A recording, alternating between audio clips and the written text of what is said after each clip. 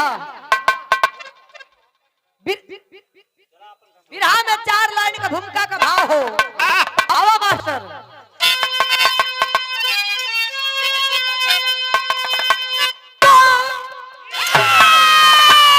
स्वर्ग से नारी हमारी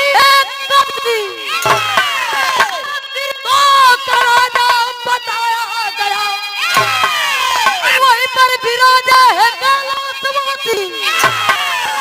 त्रिशूल पर वेद कहकर बताया गया, अरे अनुपम ये गोचरियत अंजुमन की, अरे पाप की नासनी की छलकती है धारा, अरे नगर धार धरती लाल की बदले में लड़के चमका सितारा।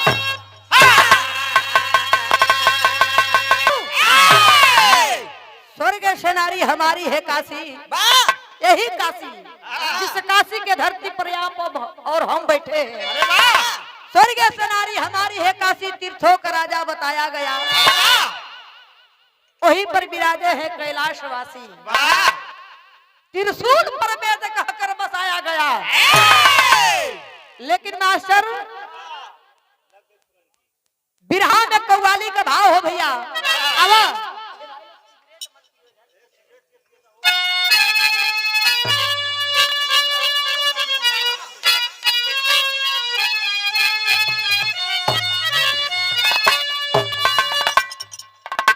एक कव्वाली के स्वर्गीय रामदेव गुरु जी गा के गैलन, ओकरे बाद हमारे बिरहा का सम्राट विजयलाल गुरु जी गौलन। लेकिन भैया ओकरे बाद लहौता है सब। आओ मास्टर।